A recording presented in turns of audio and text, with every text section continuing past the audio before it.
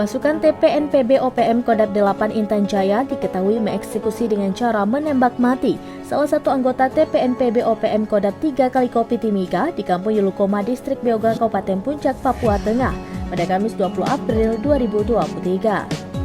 Kejadian ini disampaikan juru bicara TPNPB OPM Sebi Sambo melalui siaran pers Markas Pusat TPNPB OPM yang disebarluaskan kepada awak media pada Senin dini hari 24 April 2023.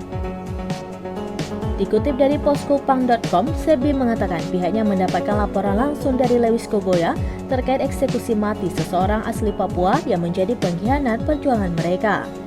Lewis Kogoya dalam laporannya menyampaikan kepada Markas Pusat TPNPB OPM bahwa pasukannya telah menembak mati Holem Uamang di Kampung Yulukoma. Holem Uamang disebut merupakan anak buah Johnny Botak dari Kodam 3 kali Kopi Timika. Sedangkan Lewis Kogoya merupakan staf operasi Kodam 8 Intan Jaya di bawah pimpinan Untius Kogoya. Tidak hanya menembak mati, pasukan Lewis Kogoya juga merampas senjata api yang dimiliki Holem Uamang beserta radio atau HT dan teleskop atau teropong. Pengkhianat perjuangan yang dimaksud Holem Uamang dituding menjadi mata-mata dari aparat keamanan TNI Polri dan juga terlibat dalam kematian tokoh OPM Kelly Kuali.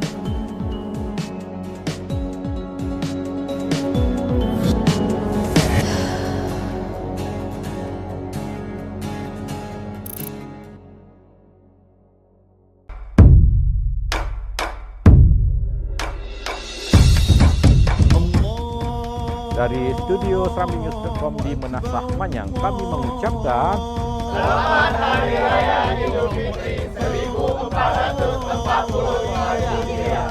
Minal Aidin wal Faidin, mohon maaf lahir dan batin.